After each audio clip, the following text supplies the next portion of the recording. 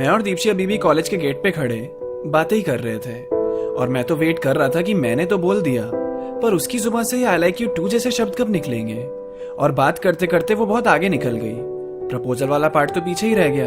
मैं कोशिश करता कि उसे याद आए हमारी क्या बात चल रही थी, और तभी उसके फोन पे नमन का कॉल आ गया। कल नमन चंडीगढ़ वापस जा रहा है, तो इसलिए अभी दीप्शी को मिलने के लिए बुला रहा है। तो दीप्शी को मैं उसके पास छोड़ते हुए घर चला गया और सोच रहा था मैंने कन्फेस तो किया, पर जवाब मिल ही नहीं पाया। बाद में भी दीप्शी से बात हुई तो उस दिन के बारे में बात हो ही नहीं पाती थी। उसने मुझे दोस्ती कंसिडर किया है, बात हो नहीं पा रही थी या इस बारे में वो बात करना नहीं चाहती थी। फिर कुछ दिन बाद प्लेसमेंट के लिए कंपनीज आने लगी, तो जिंदगी करियर वाइज अभी थोड़ी बिजी जाने लगी। तैयारी करते पढ़ते सबका वक्त निकल रहा था। जिस चीज के लिए मार्क्स अटेंडेंस का ध्यान रखते थे वो पल सामने आ ही चुका था। पर इसी बीच दर्पण और प्रज्ञा के झगड़े भी हो रहे थे। बात इतनी बढ़ गई कि ब्रेकअप तक आ पहुंची। दीप्शी और मैं भी हैरान थे ये सोचकर कि ये दोनों तो इतने प्यार से रहते थे, फिर इनके बीच कैसे बात बिगड़ गई। वो दोनों एक दूसरे से बात ही नहीं कर रहे थे और कोई समझने को तैयार ही नहीं था। मैं और दीप्शी भी थक चुके थे। दर्पण कहता था मुझे उसके साथ नहीं बैठना, प्रज्ञा कहती थी मुझे उसके साथ नहीं बैठना, और हम दोनों को कुछ नहीं बस अपना ग्रुप साथ में चाहिए था। जब दर्पण हमारे साथ होता तो प्रज्ञा कहीं और होती थी, और हम प्रज्ञा के साथ होते तो दर्पण कहीं और। एक दिन मैं और दीप्शी ऐसे ही लाइब्रेरी में बैठे हुए थे। कुछ देर बाद एग्जाम होने वाला था तो थोड़ी बहुत रिवीजन कर रहे थे, पर पढ़ते क्या। प्रज्ञा और दर्पण की ही बातें हो रही थी हमारे बीच। हम मसूरी की ट्रिप भी याद कर रहे थे और सोच रहे थे कितना सब कुछ हो गया ना कुछ महीनों में। याद है मैं प्रज्ञा को लाइक करता था और तू दर्पण के लिए पागल थी, पर अब लगता है वही दोनों बने एक दूसरे के लिए। दोनों साथ में कितने अच्छे लगते हैं, पर पता नहीं अभी क्या हो गया इन दोनों को। दीप्शी ने कहा हाँ यही होता है जब आपस में ही प्यार हो जाता है दोस्तों को। याद है तूने कहा था कि प्रज्ञा से तू इसलिए इजहार नहीं कर रहा कि कहीं दोस्ती पे असर ना पड़ जाए। मैंने भी दर्पण को कुछ नहीं कहा था तभी। डर तो रहता ही है ना कि रिलेशनशिप के बाद ये दोस्ती ना खत्म हो जाए।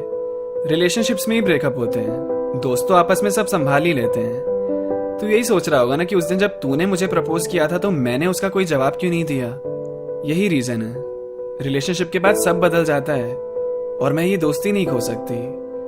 दर्पण और प्रज्ञा को ही देख लो, मुझे लगता है कपल हो जाने के बाद वो पुरानी दोस्ती कभी बच ही नहीं सकती। तो फ्रेंड के साथ रिलेशनशिप में आना इज अ बैड आइडिया। तुझे हर्ट नहीं करना चाहती पर यही सही है। चलो अब एग्जाम का टाइम हो रहा है, चलते हैं। सब पहुंच चुके हैं लैब, बस हम ही नहीं हैं। मैं दीप्शी की बातों को ध्यान से सोच रहा था। उसने जवाब क्यों नहीं दिया था, उसका आज जवाब मिल गया था। उसका डर भी एक तरह से जायज है। बदलाव किसी को अच्छा नहीं लगता, और रिलेशनशिप में आने के बाद दोस्ती क्यों भूलनी है। मैं दर्पण और प्रज्ञा को ऐसे नहीं देख सकता। मैंने दर्पण से बात की सिर्फ प्रज्ञा के बारे में, उसे एहसास दिलाया उन दोनों के रिश्ते के बारे में। समझाया मैंने कि वो कितने बेस्ट लगते हैं साथ में, और तुम दोनों पहले दोस्त हो, कपल बाद में। प्रज्ञा से भी मैंने कहा गुस्सा छोड़ देने को, ईगो रिश्ते से बड़ा नहीं होता, एक बार बात करके देखो। दर्पण चीट नहीं कर रहा तुझ पे, वो महज गलत फहमी थी, सब सॉर्ट हो जाएगा, तुम दोनों बात तो करो। कब से तुमने बात ही नहीं करी। फिर दर्पण और प्रज्ञा फाइनली एक दूसरे से बात करने के लिए माने। दीप्शी और मैं भी खड़े थे उनके सामने, और 1 घंटे के मानने मनाने के बाद दोनों ने एक दूसरे को सॉरी कहा। दोनों की आंखों में सच में प्यार दिख रहा था एक दूसरे के लिए। सीन भी थोड़ा इमोशनल बन गया। मैंने दीप्शी की तरफ देखा तो उसकी आंखों में भी पानी था। पता नहीं वो क्या सोच रही थी, पर उन दोनों की प्यार भरी बातें सुनकर तो मुझे भी रोना आ रहा था। मैंने धीरे से दीप्शी को कहा, रिलेशनशिप में आने के बाद दोस्ती मरती नहीं है, ये दोस्ती ही होती है जो रिश्ते को बचा के रखती है।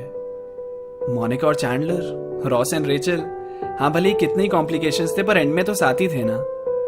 हमारे प्रज्ञा और दर्पण की भी दोस्ती खराब नहीं हुई, और झगड़े तो दोस्तों में भी होते ही है ना। तभी दर्पण ने चिल्ला के कहा आज मेरी तरफ से पार्टी, चलो कैंटीन चलते हैं। हम जाने लगे, पर अब दीप्शी कुछ शांत सी हो गई। मेरी बातें उस पर शायद कुछ गहरा असर कर गई। मैंने भी उसे समझा दिया था कि ज्यादा सोचने की जरूरत नहीं है, हम दोनों ऐसे भी बिल्कुल सही हैं। वैसे भी एक आई लव यू बोलने से क्या फर्क पड़ जाएगा, हम तब भी ऐसे ही रहेंगे, कोई चेंज नहीं आएगा। फिर हम चारों ने पूरे 1 हफ्ते बाद साथ में बैठ के कुछ खाया। मुझे समझ नहीं आता कि लोग गलत फहमी को बढ़ने क्यों देते हैं। बात कर लिया करो, सब ठीक हो जाएगा। और प्लेसमेंट की लड़ाई अब तक चली रही थी। 2 कंपनीज के लिए बैठे थे हम, पर किसी का क्लियर नहीं हुआ। 2 महीने और निकले और 7 सेम भी अब एंड होने वाला था। अब एक ही अच्छी कंपनी बची थी जिसका कुछ दिनों में एग्जाम होने वाला था। मुझे किसी भी हाल में प्लेस होना था। मुझे क्या, सबका यही सपना था। घर में भी सब उम्मीद कर रहे थे कि इसमें तो हो ही जाना चाहिए। मैं तैयारी भी खूब कर रहा था कि अब कोई गलती नहीं होनी चाहिए। दीपशी एक कंपनी का ऑफर लेटर पहले ही रख चुकी थी, पर जो अभी कंपनी आने वाली थी ना, उस पे सबकी नजर थी। हम चारों साथ में पढ़ते थे। इस बार तो दर्पण ने भी पूरी जान लगा दी थी।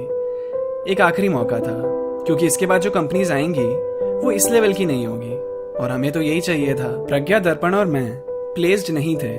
दीपशी के पास ऑफर था, पर वो एग्जाम देने वाली थी।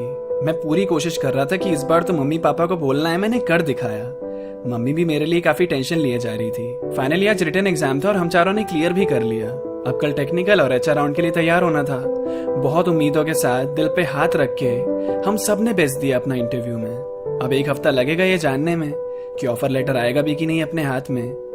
अपना कॉलेज भी अब ऑलमोस्ट खत्म ही हो गया था, पर देखो ना, लगता है अभी तो ये सब शुरू हुआ था। फिर से वो फर्स्ट ईयर की जिंदगी जीने का मन होने लगा। यार, हर बात को याद बनना जरूरी होता है क्या? मुझे तो अभी से डर लगने लगा था कि हम चारों भी सेपरेट हो जाएंगे। आदत हो गई यार साथ रहने की। आगे क्या ऐसे रोज मिल भी पाएंगे? दीपशी भी बड़े दिनों से लग रहा था कि मुझसे कुछ कहना चाह रही है, पर सामने कुछ बोलती ही नहीं थी वो। पता नहीं क्या छुपा रही है। एक हफ्ता हो गया और शाम को रिजल्ट आने वाला था। कौन प्लेस हुआ कौन नहीं, ये पता चलने वाला था। करियर की परेशानी अलग थी, पर आज स्क्रिबल डे भी तो मनाना था। एक दूसरे की शर्ट पे कुछ बातें लिख दो, यादें बनाने का एक अच्छा बहाना था। सबकी shirt blue, black, red colours में डूब चुकी थी। फोटोज खींच रहे थे, गले मिल रहे थे। कॉलेज लाइफ खत्म हो रही थी। 8 सेम में ये क्लासेस थोड़ी ना अटेंड करनी होगी, घर से ही प्रोजेक्ट पे काम करो। तो ये जो वक्त था वो एक पल में जिंदगी जीने वाला वक्त था। जो मन में आए वो करो। दर्पण ने मेरी शर्ट के आगे एक गाली लिख दी, जिसको मुझे अब हाथ से छुपाते हुए चलना पड़ रहा था। प्रज्ञा ने मेरी स्लीव्स पे कहानी लिखी और दीपशी ने मेरी बैक पे कब्जा कर रखा था। सब कुछ ना कुछ लिख रहे थे एक दूसरे की शर्ट्स पे। आगे इसी को देखेंगे तो इसमें पूरा कॉलेज दिखेगा एक नजर से। कुछ तो टीचर्स भी अपने ख्याल लिख कर गए। बहुत अच्छा सा लग रहा था सबको खुश देखते हुए। पर आज रिजल्ट में क्या आएगा, कहीं ना कहीं दिमाग में ये चल रहा था। छुट्टी भी हो गई और सब घर चले गए। दीपशी ने आज बहुत अलग तरीके से मुझे बाय कहा। मैं घर पहुंचा, सोचा मेल चेक कर लेता हूँ। मेल पर ही लिस्ट आनी थी। दिल धड़क रहा था, काश किस्मत इसमें तो साथ दे दे। ये लड़ाई किसी हाल में नहीं हारनी थी। पर उससे पहले मैंने कपड़े चेंज किए, ये रंग बिरंगी शर्ट निकाली, फिर एक एक करके सबकी बातें पढ़ के हंसने लगा। पीछे की साइड देखा, कॉलर के नीचे दीपशी की राइटिंग। एक बार पढ़ा, 2 बार पढ़ा, 3 बार पढ़ा। उसने सच में उधर आई लव यू टू लिखा हुआ था। मुझे पहले तो विश्वास नहीं हुआ, फिर समझ आया, अच्छा तो यही वो इतने दिनों से कहना चाह रही थी। और आज बाय करते वक्त उसके मुस्काने के तरीके में इसी के कारण अलग चमक आ रही थी। मैंने खुश होकर फोन उठाया और दीपशी को कॉल लगा दिया। मैंने कहा हेलो। उसने धीमी सी आवाज में कहा हेलो। हाँ। मैंने शर्ट की बैक साइड पे कुछ पढ़ा, तो फाइनली उसने बोला हाँ आभाष, पर सुन ना, तूने लिस्ट चेक करी? हम तीनों का नाम है लिस्ट में, बस तेरा नाम नहीं है। मैं एकदम ही चुप हो गया, पर मेरे तो दोनों राउंड्स अच्छे हुए थे, तो नाम कैसे नहीं है? इसमें भी प्लेस नहीं हो पाया मैं। अच्छा चल, मैं तुझसे बाद में बात करता हूं। मैंने मेल चेक किया, अपना नाम ढूंढने की पूरी कोशिश की, पर